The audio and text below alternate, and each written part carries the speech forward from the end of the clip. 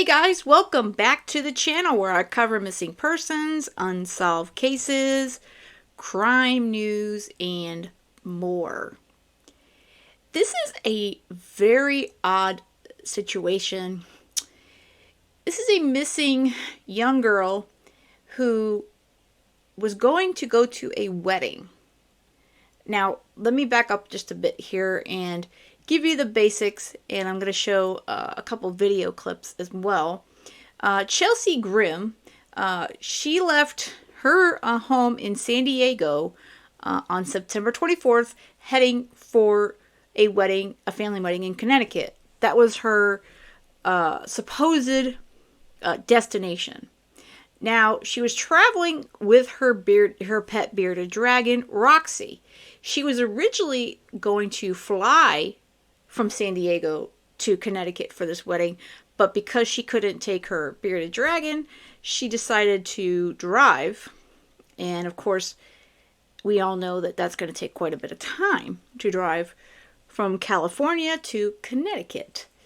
Now, her parents do say she is spontaneous and she changes plans. So the fact that she changed from deciding to fly to deciding to drive, well, that wasn't really a surprise to them. Now, she apparently met up with a friend in Phoenix, Arizona, about 2 or 3 days into the trip. And then she called her parents to say that the drive was taking longer than she thought, and she didn't think she was going to make it to the wedding. Now, this is on September 28th that she made this supposed call to her parents. And so at this point, she's only in Arizona. She's like about 7 hours from home. So she hadn't made it that far, which I find a little strange. But, you know, she's a photographer as well, and we're going to get all into that as well. But at the same time, if she's supposed to drive, 40 plus hours to Connecticut, sightseeing is, I would think, probably like the last thing on your mind. I mean, I'm not saying you can't do a little bit of it as you go, but to only make it 7 hours and you've been traveling for 4 days, it's a little sus, you know? And so she, like I said, she decided to skip the wedding because she didn't think she was going to make it to the wedding. That's what she told her parents. And that was the last time that her parents had heard from her. And on September 28th, a police officer responding to a report of a woman acting suspiciously found Chelsea in her car parked by a cemetery in Williams, Arizona. So let me play that video and we're going to go over it as well. I'm trying to do a series on the lost and the forgotten people in this country. Yeah, no, I get it. Now missing herself, this body camera video is one of the last known sightings of Chelsea Grimm, a California woman who vanished. Not very well. As every day goes by, it's harder and harder to stay positive and upbeat, and we try to keep focused on the end goal, which is to bring Chelsea home safely. What started as a cross-country road trip quickly turned into a parent's worst nightmare when 32-year-old Chelsea Grimm went missing without a trace. Her parents now left with more questions than answers in their desperate search for their daughter. It's a nightmare, and it's one that you never could have imagined yourself in and wouldn't wish on anybody. But having said that, we're hanging in there. We're holding on to hope, putting our faith in the law enforcement professionals. Grimm was last seen on September 30th in Ash Fork, Arizona, about 50 minutes west of Flagstaff. Just days before, she'd set off on a cross-country road trip, leaving San Diego headed to Connecticut for a family member's wedding. Grimm's mother, Janet Grimm, says just before she was set to fly out east, her daughter made a last-minute change of plans. Chelsea was going to fly home for a wedding in Connecticut, well, New York. But was flying home to go to this wedding and see us. And the day she was supposed to get on the airplane, she emailed Steve and said that she was going to drive across country instead. And so that was on the 24th of September. Chelsea's father, Stephen Grimm, says it wasn't surprising his daughter made this last-minute change. I would say it's not at all out of character for her to change plans at the last minute. That was a characteristic of her. She had adopted this dragon lizard. Bearded dragon. She had adopted a bearded dragon and said she didn't want to come without it, and she couldn't bring it on the plane. So that ostensibly was the reason. So again, she was supposed to fly out on September 24th, decided at the last minute, I don't want to go without my pet bearded dragon. That seems, pretty, harmless. Until she all of a sudden on this cross-country trip sort of just disappears. That she gave us. Alone, traveling only with her bearded dragon, Grimm set off toward the East Coast. But several days into her trip, she told her parents she wouldn't make it in time for the wedding. That conversation and update was the last time her parents heard from her. The last contact, we were texting back and forth with her, and she said, I've driven for 3 days. I'm in Arizona. I'm not going to make it to the East Coast for the wedding. I think I'm going to just skip the wedding and stop here for a day or two and do some camping. She had her tent and her sleeping bag with her in the car when she left. And then radio silence. And she had told us she was going to probably be out of fun range for a couple of days. So a couple of days, we weren't alarmed. But then when 2 or 3 more days went by, and we usually texted or talked to her daily. So when a couple of days went by and we hadn't heard from her, we got really worried. So we called. So apparently that side of the country, from what I've been informed, it does have a lot of areas that are very spotty for internet, Wi-Fi, connection if you're trying to make phone calls or what have you. So on the outside, that doesn't seem too crazy. She's traveling, through a lot of places that are seemingly the middle of nowhere. So I guess the parents, like I said, that she's 32, she's not a young child, and they figure, well, she's okay. And then, the longer it took that they didn't hear from her, the more worried, a little concerned that they got. It in as a missing persons report on the 4th of October. Investigators confirmed one of her last encounters was with law enforcement on the 28th. Body camera video shows an officer approach Chelsea's vehicle outside of a cemetery.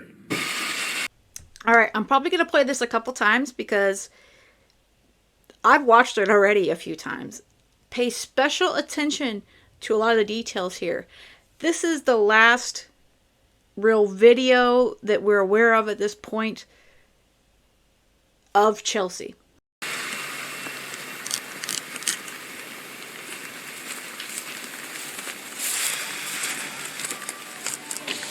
Hello. Hello. How are you doing? I'm okay. How are you? I'm doing great. Are you doing all right? Yeah, I just was doing a photo shoot of the lost soldiers and got a little emotional, so I was crying before I got back on the road.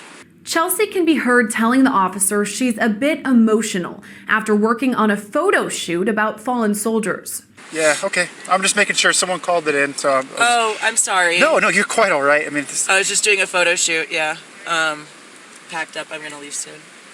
Okay. But I just didn't want to drive like that. Sad. I gotcha. You've been smoking a little bit of marijuana? Earlier today, yeah. Okay. Yeah. Cool. Do you have your license on you by any chance? Yeah.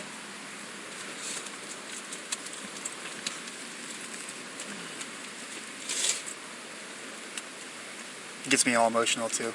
Yeah, it's just, I'm trying to do a series on the lost and the forgotten people in this country. She later discusses where to stay while she's on the road before parting ways with the officer. I know you told me that you smoked marijuana and you're kind of, well, obviously I would be in an emotional state as well. I don't know if you want somebody else to drive you or if you just want to hang out here for a little bit longer, you're more than welcome to do that. Yeah, if it's okay with you to, Yeah. if I hang out here for another like 15 or 20 and then head on the road, that would be my plan, Sure. I think. Yeah, I don't see any signs of impairment or anything like that, so. Yeah, no, I mean, with my eyesight and then crying, it's not the best combination at night. I I totally was like, understand. I'm just gonna like cry on the road, or I'm just gonna sit here and cry. So I got have you. my dragon, and I'm just. Oh, that's freaking cool. I didn't even notice that. Thanks, Rosie. Wow, Rosie, I think that's... she's asleep. Wow, right on. She got bored. Yeah. Do you have like a hotel around here or anything? I don't. I was actually thinking of just camping for the night, but I wasn't really sure exactly yet. Gotcha. I didn't plan to be here till sunset. Okay, you can't camp in the city limits. It's kind of like a city statute we have. Okay, good But shot. you can always go. I don't know if you can see like the yellow lights over there, the Loves. It's a trucker stop in the gas station area. You can just sleep there. Nobody will bother you. Awesome. Yeah. Love that. Yes. Might get some good shots at sunrise too there. Oh, right on. Yeah. Yeah. The sunrise here too. If you ever want to take photo shoots of like the statues in the morning, dude, it's really cool because the sun like rises right behind them. Amazing. Okay, I'll probably stay at the truck stop then, save some money, and then come over for the sunrise. You got it. Cool. Okay, so I'm going to play this again. I wanted to let it play out, and I'm going to pause it more often because I've had a lot of thoughts, and as well as I was also talking with a fellow creator, and we had some really good thoughts about this, and I think there's a lot of real interesting information in this video.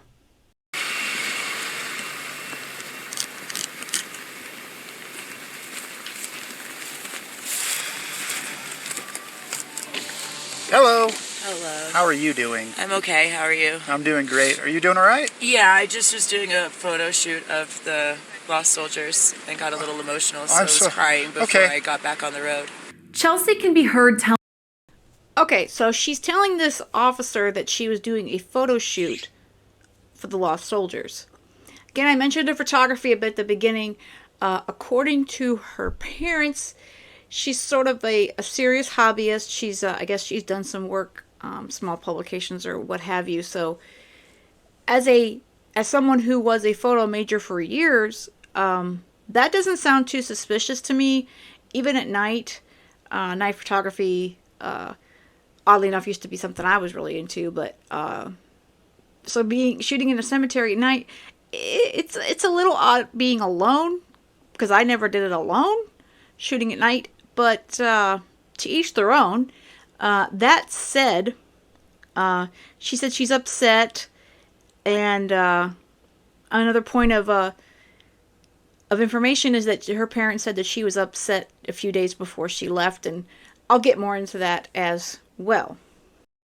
Telling the officer she's a bit emotional after working on a photo shoot about fallen soldiers. Yeah, okay. I'm just making sure someone called it in, so... Oh, I'm sorry. No, you're quite all right. I mean... I was just doing a photo shoot, yeah. Packed up, I'm going to leave soon. Okay. But I just didn't want to drive like that. Sad. I got you. You've been smoking a little bit of marijuana? Earlier today, yeah. Okay. Yeah. Cool. Do you have your license on you by any chance? Yep.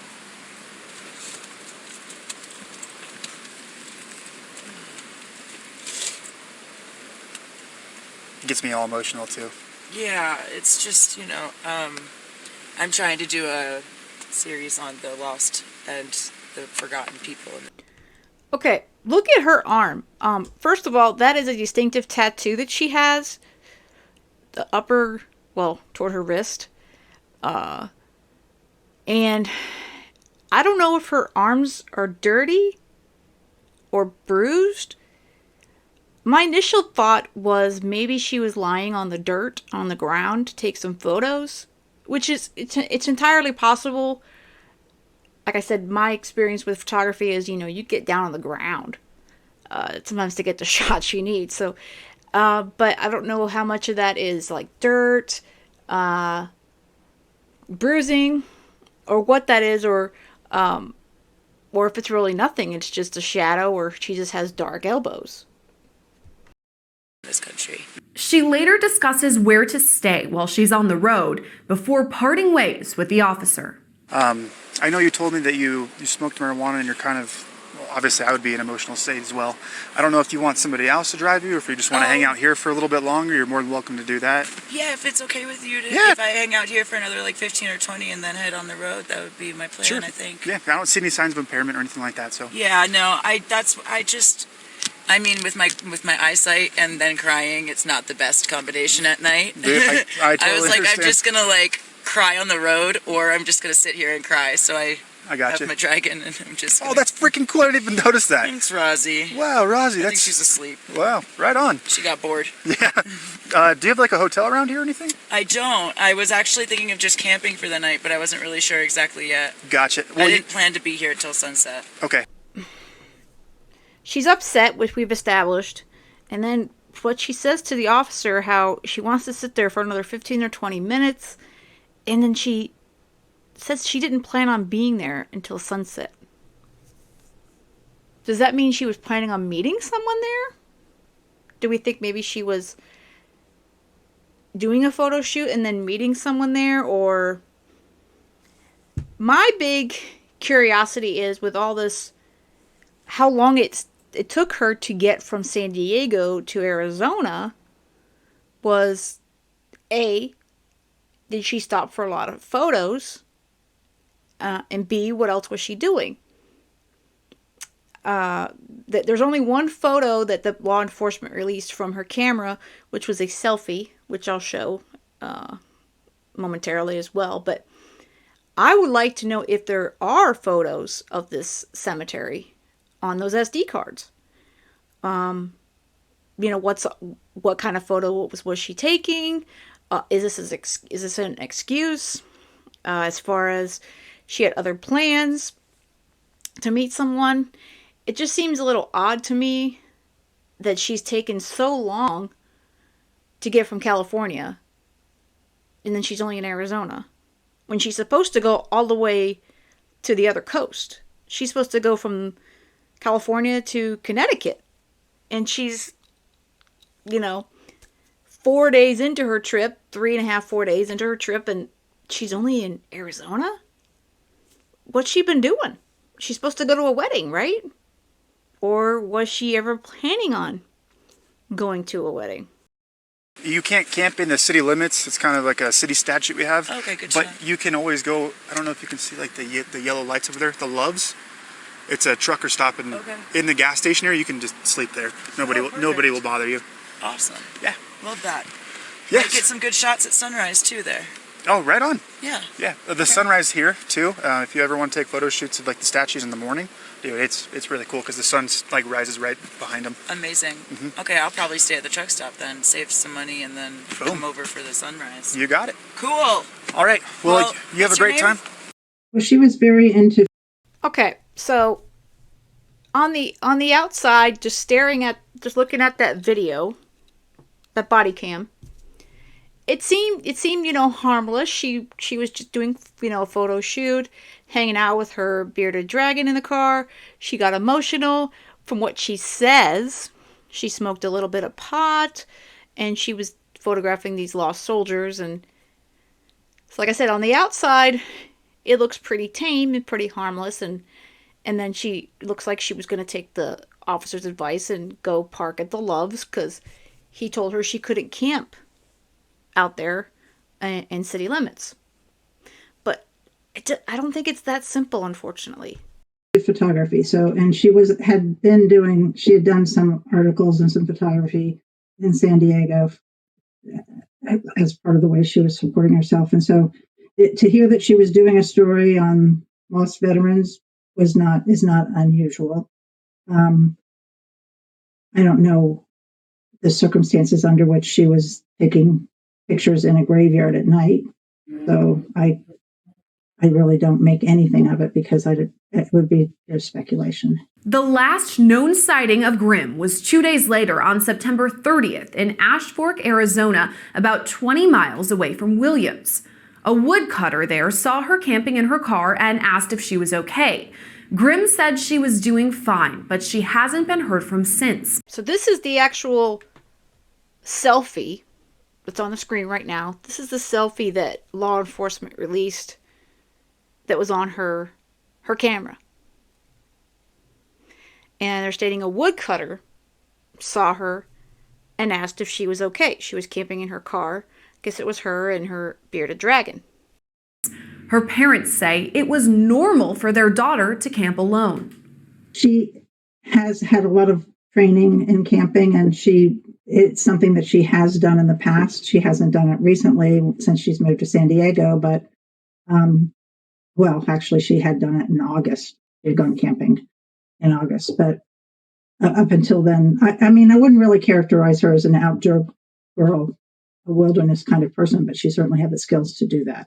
Prior to her disappearance, Grimm's parents say she went through a breakup and that her mental state was off. I would say yes, but I also think it's fair to say she didn't seem completely even. She seemed pretty uneven that last day or two. What do you mean by uneven? Could you give me more about that?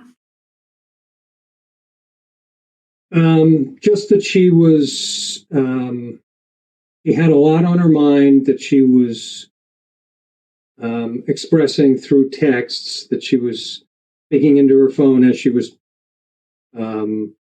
traveling. And, you know, she was upset with a boy she was dating. She was scared of him. We feel like she was running away from him. She had a bad breakup. Her ex. She was afraid of him. That's a red flag in my book. And she was upset. Another red flag. So why would she want to go to a wedding if she just had that horrible breakup? See, the more you look into her disappearance, the more you start to wonder, did she really ever plan on making it to Conneticut and going to that family wedding? Because I don't think she did. I think it may have been an initial plan before the breakup, and I think it was a good reason for her to get out. And I guess she figured she would just take a little trip and potentially come back home. So what happened, in this time period that she last spoke with her parents, and she was pulled over by the cop approached her vehicle, and this supposed woodcutter saw her camped in her car. What happened after those incidents? And I think overall, that was affecting a lot of her mindset. They had broken up, and, he had posted things on social media, etc. So they're very well aware of him. But as to Chelsea's state of mind, I think it was affected by him and their breakup or the way they departed. But Stephen Grimm says he doesn't believe his daughter would hurt herself. It's not inconceivable, but we really don't think that was her state of mind when you look at what she was saying to us and that sort of thing. It's not impossible. It has not been ruled out. But, they've done a very, very thorough search of a 3-mile radius around where the car was found. And so one would think that if she had come to the worst, we would have found some evidence of that. Yeah, I don't think she hurt herself. Let's put it that way. We have to be really careful with the YouTube wording on that one. But the boyfriend, the ex, he has my attention. And I've got more on that. He started a GoFundMe, and there's just so many questions. He scared her. She was afraid of him. She was upset. He's also an outdoorsy kind. He apparently has a van life sort of living. Did he meet up with Chelsea? You gotta wonder. That by now there have been hunters, loggers, there have been the search parties, etc. So, our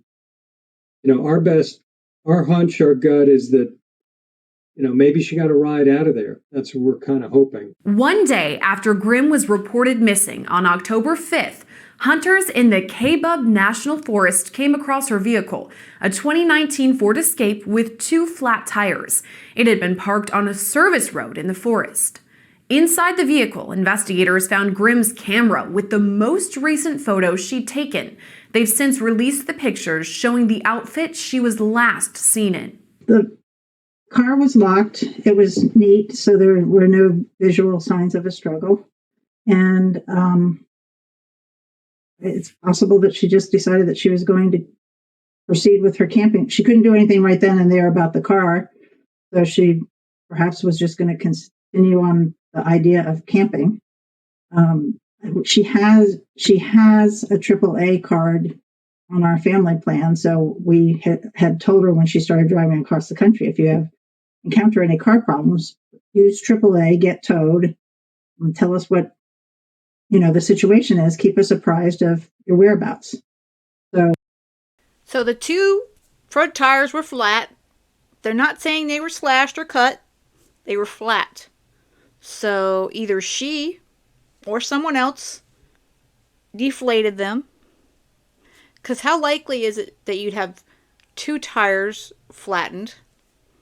She left her camera in the car, which I personally find a little odd, but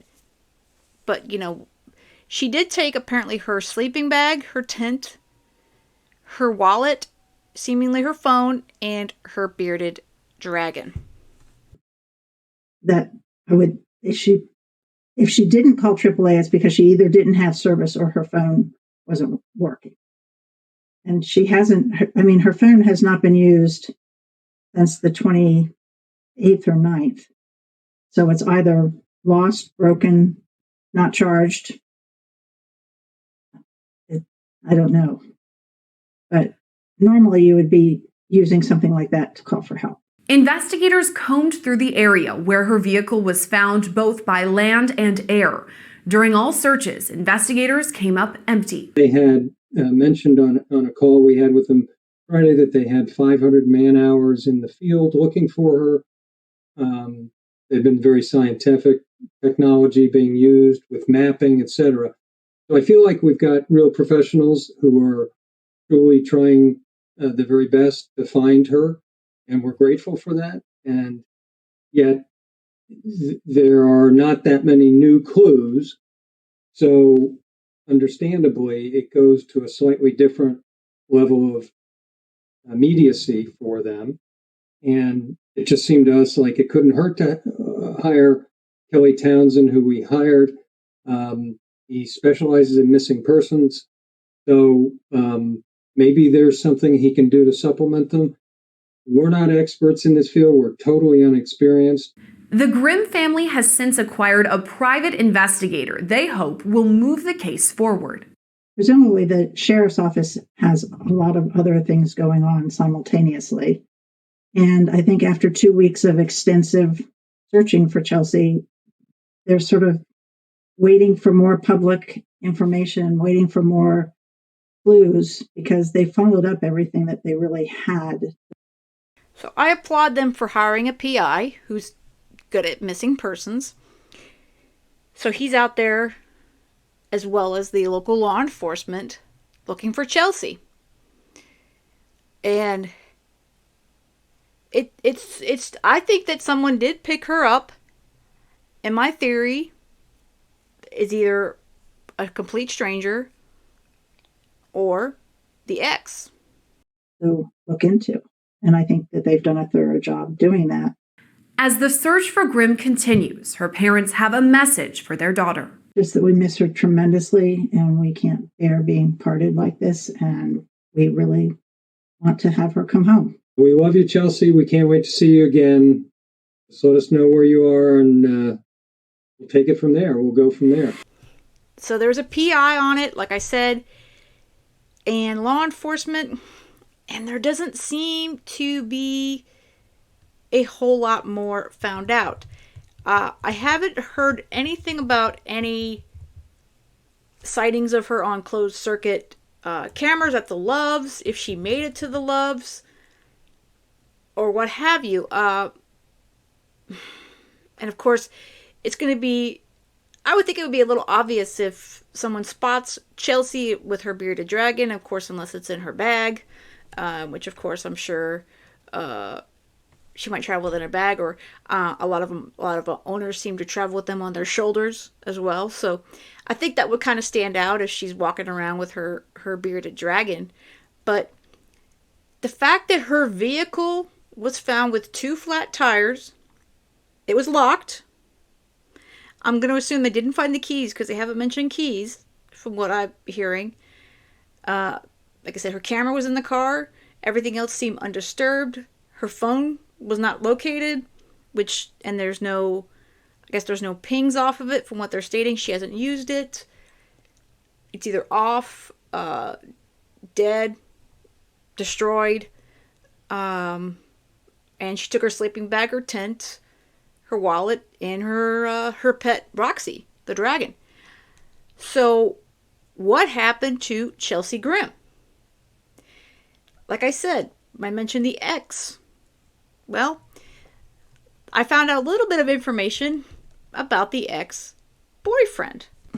This ex-boyfriend of hers, his name is Philip John Brenner, known as PJ. He started a GoFundMe, which is complete bunk, because they're not together, and there was actually a post from Chelsea's sister in the Facebook group that has been created for missing Chelsea Grimm, that she posted, "Do not donate to any GoFundMe pages. They are fraudulent. The one that we know of is by her abusive ex, Philip John Brenner, aka PJ, who is claiming to be her fiance." So he created this 5 days ago, completely fraudulently, all for $35, and he's trying to apparently make $30,000. Good luck with that, PJ.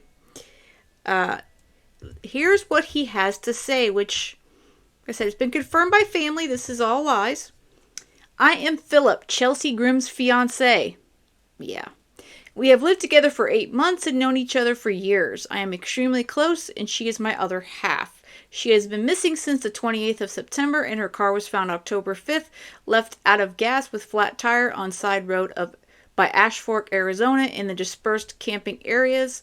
So how does he know it's out of gas, and he's saying flat tire? That's suspicious. "She was only supposed to be gone for a week. She's the most amazing woman I've ever met, and she's the love of my life, and I'm so scared. I am here with people with ATVs and drones, and I came in our truck from Ocean Beach last night, and some friends looking for her, spreading flyers around, and finding clues to her abrupt disappearance.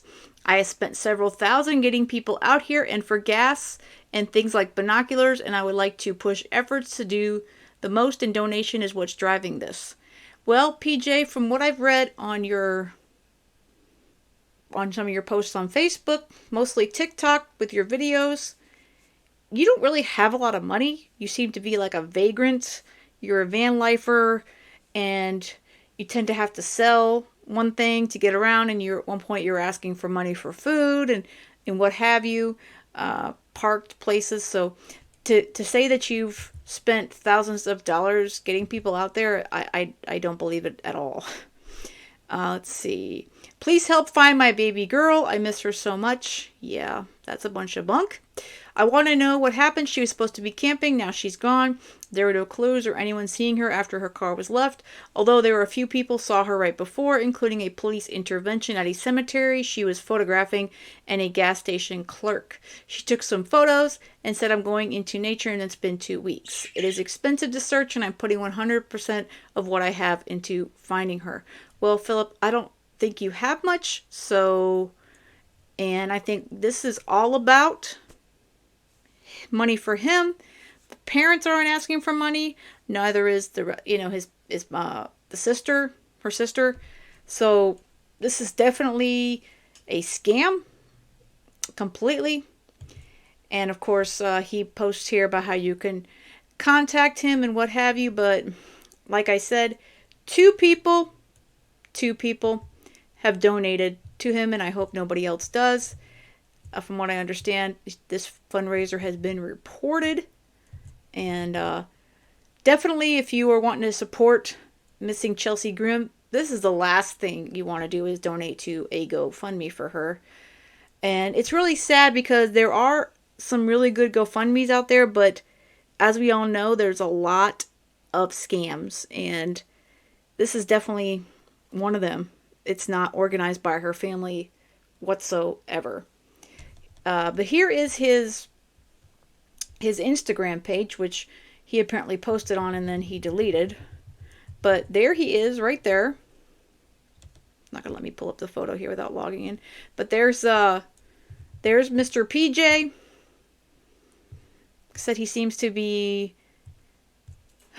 He likes to play guitar, it looks like, and he's a van lifer. Said according to his TikToks, he seems to wear this cowboy hat.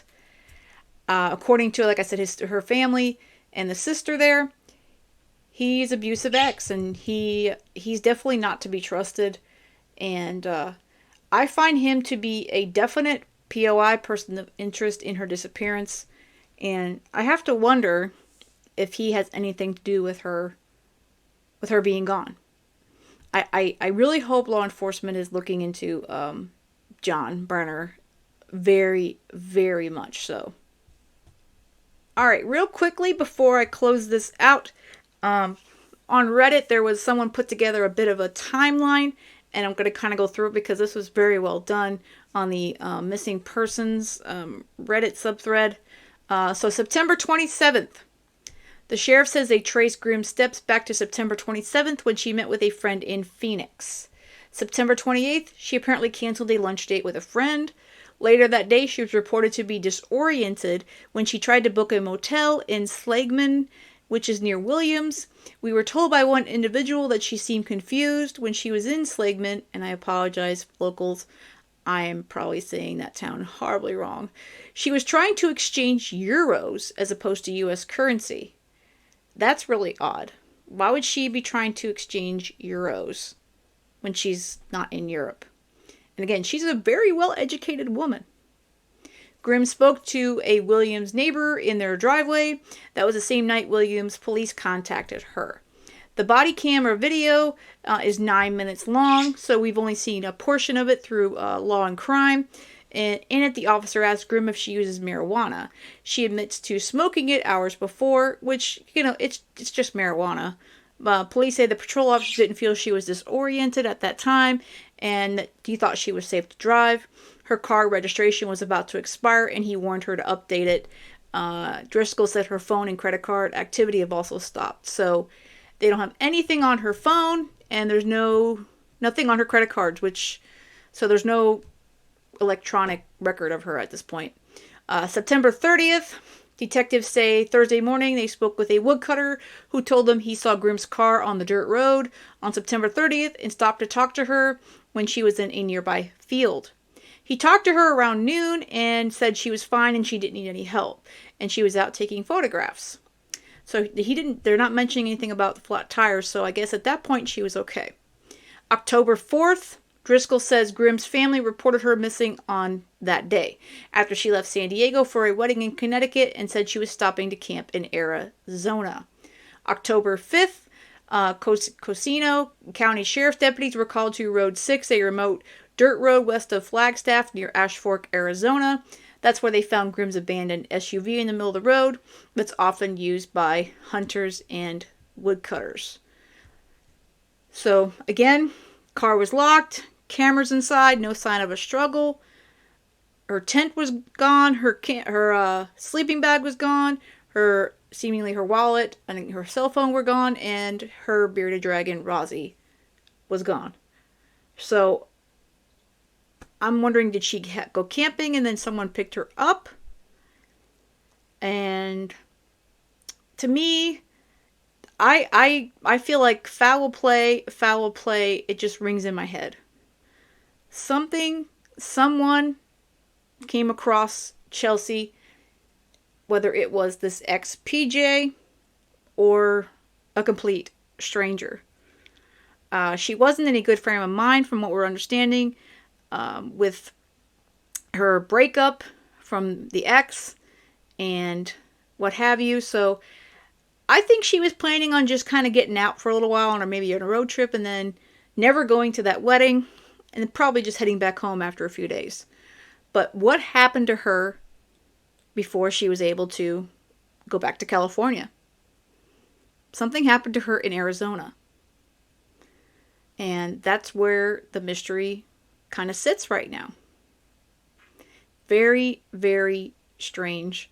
And I'm really hoping she's okay and they find her safe. It's a crazy, crazy world out there, and I know I wouldn't be out alone camping, but some people are totally okay with that. I feel like the camping life, van life is totally great, but I would definitely not be doing it solo in this day and age. But let me know your thoughts on her disappearance. Do you think there's foul play involved? Do you think she's willingly somewhere with someone?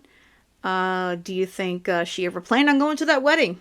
Because at this point, I've decided that was never going to happen. I don't know if I think she decided that before she got on the road. But so that's all I've got for this one. I hope you have a great rest of the day, and most of all, stay safe.